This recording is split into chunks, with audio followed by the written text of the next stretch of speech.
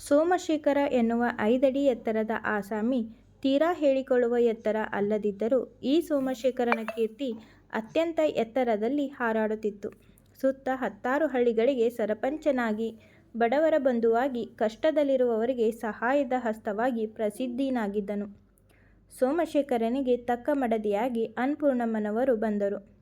ಸಾಕ್ಷಾತ್ ಅನ್ನಪೂರ್ಣೇಶ್ವರಿಯ ಅಪಾವತಾರ ಎನ್ನುವಷ್ಟು ತಾಯಿ ಹೃದಯ ಹೊಂದಿದ್ದ ಅನ್ನಪೂರ್ಣಮ್ಮ ಗಂಡನ ಪ್ರತಿಯೊಂದು ಕೆಲಸಕ್ಕೂ, ಪ್ರತಿಯೊಂದು ಸಹಾಯಕ್ಕೂ ಹೆಗಲು ಕೊಟ್ಟು ಗಂಡನ ಪ್ರತಿಯೊಂದು ಖುಷಿ ದುಃಖಕ್ಕೂ ಜೊತೆಯಾಗಿದ್ದಳು. ಅಷ್ಟೊಂದು ಹೃದಯ ಶ್ರೀಮಂತಿಕೆಯನ್ನು ಹೊಂದಿದ್ದಳು ಅನ್ನಪೂರ್ಣಮ್ಮನವರು. ಒಳ್ಳೆಯ ಗುಣ ನಡತೆಯನ್ನು ಹೊಂದಿದ್ದರು. ಹೀಗೆ ಇವರಿಬ್ಬರ ಸಂಸಾರದಲ್ಲಿ ಖುಷಿಯನ್ನು ಹೆಚ್ಚಿಸಲು ಮುದ್ದಾದ ಮಕ್ಕಳ ಆಗಮನವಾಯಿತು. ಈಗಂತೂ 4 ಮಕ್ಕಳ ಸುಂದರವಾದ ಕುಟುಂಬ ಸೋಮಶೇಖರನದಾಗಿತ್ತು. ಮುದ್ದಾದ 2 ಗಂಡು ಮಕ್ಕಳು ಹಾಗೂ 2 ಹೆಣ್ಣು ಮಕ್ಕಳು. ಖುಷಿಯಾದ ಜೀವನ ಬಂಡಿ ಸಾಗುತ್ತಿರುವಾಗ ಬರೀ ಖುಷಿಯೇ ತುಂಬಿತ್ತು. ಯಾವುದಕ್ಕೂ ಕೊರತೆ ಇರದ ಆ ಸುಂದರವಾದ ಕುಟುಂಬದಲ್ಲಿ ನಗು ತುಂಬಿ ತುಳುಕುತ್ತಿತ್ತು. ಹೀಗೆ ಸೋಮಶೇಖರ ಅನ್ನಪೂರ್ಣ ದಂಪತಿಗಳು ಬಡವರ ಸೇವೆ ಮಾಡುತ್ತಾ, ತಮ್ಮ ಸಮಯವನ್ನು ಸದುಪಯೋಗ ಮಾಡಿಕೊಳ್ಳುತ್ತಾ ಚಂದದ ಜೀವನ ಮಾಡುತ್ತಿದ್ದರು.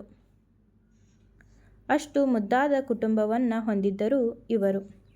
ಹೀಗೆ ಸಾಗುತ್ತಿರುವಾಗ ದಾಯಾದಿಗಳ ಕೆಟ್ಟ ಕ್ರೂರ ದೃಷ್ಟಿಯು ಈ ಕುಟುಂಬದ ಮೇಲೆ ಬೀಳತೊಡಗಿತು. ಸೋಮಶೇಖರ ತಾನು ದುಡಿದು ಗಳಿಸಿದ ಆಸ್ತಿಯನ್ನು ಯಾರಿಗಾದರೂ ಹಂಚಿದರೆ ಈ ದಾಯಾದಿಗಳಿಗೆ ಏನು ಕಷ್ಟವಾಗುತ್ತಿತ್ತೋ ಗೊತ್ತಿಲ್ಲ. ಬಾರಿ ಬಾರಿ ಅಡ್ಡ ಬರುತ್ತಿದ್ದರು. ಸೋಮಶೇಖರ ತನ್ನ ಅಣ್ಣ ತಮ್ಮಂದಿರಿಗೆ ಬುದ್ಧಿ ಹೇಳಿ ತನ್ನ ಕಾಯಕದಲ್ಲಿ ನಿರತನಾಗಿ ಬಿಡುತ್ತಿದ್ದ. ಆದರೆ ನಾಯಿ ಬಾಲ ಡೊಂಕು ಎನ್ನುವಂತೆ ಆ ದಾಯಾದಿಗಳು ಬುದ್ಧಿ ಕಲಿತುಕೊಳ್ಳುವ ಜಾಯಮಾನದವರಾಗಿರಲಿಲ್ಲ. ಶುದ್ಧ ಮನಸ್ಸಿರದ ಅವರು ಯಾವಾಗಲೂ ಅಡ್ಡದಾರಿಯೇ ಅವರ ಮಂತ್ರವಾಗುತ್ತಿತ್ತು. ತನ್ನ ಮನೆತನದವರೇ ಅಲ್ಲವೇ, ತನ್ನ ಅಪ್ಪನ ಅಣ್ಣ ತಮ್ಮಂದಿರ ಮಕ್ಕಳೇ ತಾನೇ ಇರಲಿ, ಸಮಯ ಸಂದರ್ಭ ಅವರಿಂದ ಒಮ್ಮೊಮ್ಮೆ ಕೆಟ್ಟ ಕೆಲಸ ಮಾಡಿಸುತ್ತದೆ, ತಿದ್ದಿ ಹೇಳಿದರೆ ಪಾಠ ಕಲಿಯುತ್ತಾರೆ ಎನ್ನುವುದು ಸೋಮಶೇಖರನ ನಿಲುವಾಗಿತ್ತು.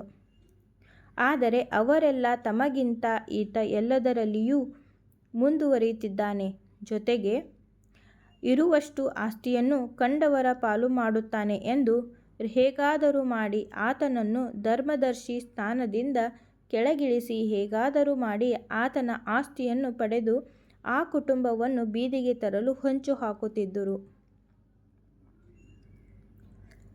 ಈ ಒಂದು ಕೆಟ್ಟ ಕೆಲಸಕ್ಕೆ ಸೋಮಶೇಖರನ ಸ್ವಂತ ತಮ್ಮ ಸಹ ಸಾಥ್ ಕೊಟ್ಟಿದ್ದನು.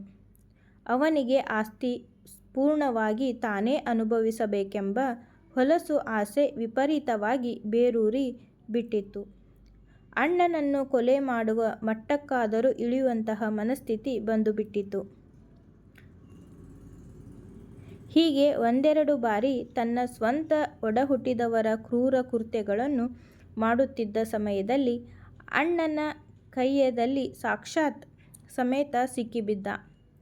ಈ ತಮ್ಮ ಏನೇನೋ ಕಾರಣ ಹೇಳಿ ನೆಪ ಒಡ್ಡಿ ತಪ್ಪಿಸಿಕೊಂಡಿದ್ದನು. ಸ್ವಂತ ತಮ್ಮ ಅಣ್ಣನ ಕೋಣೆಯಲ್ಲಿ ಅತ್ತಿಗೆಯ ಆಭರಣ ಹಾಗೂ ಅಣ್ಣನ ದುಡ್ಡನ್ನು ಕಳುವು ಮಾಡುವಾಗ ಅತ್ತಿಗೆ ಅನ್ನಪೂರ್ಣಳ ಕೈಗೆ ಸಿಕ್ಕು ತಪ್ಪಾಯಿತು ಎಂದು ಕಾಲು ಬಿದ್ದು ಬೇಡಿಕೊಂಡಿದ್ದ. ಆದ ಕಾರಣಕ್ಕಾಗಿ ತಾಯಿ ಹೃದಯ ಅಲ್ವಾ ಮರಗಿ ಗಂಡನಿಗೆ ಈ ವಿಷಯ ತಿಳಿಸದೆ ಮುಚ್ಚಿ ಹಾಕಿದ್ದಳು. ಆದರೂ ಸಹ ಸೋಮಶೇಖರ ತಮ್ಮ ಅವಮಾನವಾಯಿತೆಂದು ಕತ್ತಿ ಮಸೆಯುತ್ತಿದ್ದನು. ಹೀಗೆ ಪ್ರಯತ್ನ ಮಾಡುತ್ತಲೇ ಇದ್ದನು. ಆದರೆ ಈ ಸಲ ಅಣ್ಣನನ್ನು ಹೇಗಾದರೂ ಕೊಲೆ ಮಾಡಬೇಕೆಂಬ ಸಂಚು ಮಾಡುವ ಮಟ್ಟಕ್ಕೆ ಇಳಿದು ಬಿಟ್ಟಿದ್ದನು.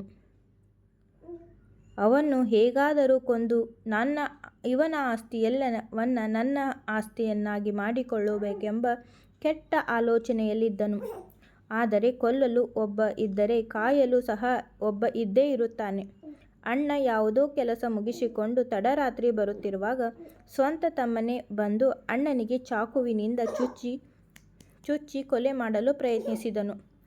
ಚುಚ್ಚಿ ನಿಂತು ನೋಡಿ ಇನ್ನೇನು ಅವನು ಸಾಯುತ್ತಾನೆ ಎಂದುಕೊಂಡು ತಾನೇ ಕೊಲೆ ಮಾಡಿದ್ದು ಎಂದು ಅಣ್ಣನಿಗೆ ಸೊಕ್ಕಿನಲ್ಲಿ ಹೇಳಿ ಹೊರಟು ಹೋದನು. ಇತ್ತ ಸೋಮಶೇಖರ ಸಾವು ಬದುಕಿನ ಮಧ್ಯೆ ಹೋರಾಡುತ್ತಿರುವಾಗ ತಾನು ಮಾಡಿದ ಪುಣ್ಯದ ಕೆಲಸಗಳಿಂದಾಗಿ ಸೋಮಶೇಖರ ಯಾರೋ ಒಬ್ಬರು ಪುಣ್ಯಾತ್ಮರು ಈತನನ್ನು ಆಸ್ಪತ್ರೆಗೆ ಸೇರಿಸಿ ಚಿಕಿತ್ಸೆ ಕೊಡಿಸಿದರು. ಒಂದೆರಡು ದಿನ ಬಿಟ್ಟು ಮರಳಿ ಬಂದಾಗ ತಮ್ಮನಿಗೆ ಆಶ್ಚರ್ಯವಾಯಿತು. ಸತ್ತೇ ಹೋದ ಎಂದು ಅಂದುಕೊಂಡಿದ್ದರೆ ಮರಳಿ ಬರಲು ಹೇಗೆ ಸಾಧ್ಯ? ಕೊನೆಗೆ ಬುದ್ಧಿ ಕಲಿತ ಸೋಮಶೇಖರ ತಮ್ಮನನ್ನು ಕರೆಸಿ ಸರಿಯಾಗಿ ಬುದ್ಧಿ ಹೇಳಿ ಮನೆಯಿಂದ ಆಚೆ ಹಾಕಿದನು. ಎಷ್ಟರ ಮಟ್ಟಿಗೆ ಎಂದರೆ ಇನ್ನು ಮೇಲೆ ಶಾಶ್ವತವಾಗಿ ಆತನ ಪಾಲಿಗೆ ಅವನ ಅಣ್ಣನ ಮನೆ ಬಾಗಿಲು ಆಯಿತು. ಹೀಗೆ ಒಮ್ಮೆ ಮನಸ್ಸು ಮುರಿಯಿತೆಂದರೆ ಮುಗಿದೇ ಹೋಯಿತು. ಎಷ್ಟೇ ಪ್ರಯತ್ನ ಪಟ್ಟರೂ ಮನಸ್ಸಿನ ಬಾಗಿಲು ಒಮ್ಮೆ ಮುಚ್ಚಿತೆಂದರೆ ಅದು ಮುಚ್ಚಿದ ಬಾಗಿಲಾಗಿಯೇ ಇರುತ್ತದೆ. ಏನೇ ಮಾಡಿದರೂ ಮೊದಲಿನ ಪ್ರೀತಿ ಬಾಂಧವ್ಯ ಸಿಗಲು ಸಾಧ್ಯವೇ ಇಲ್ಲ.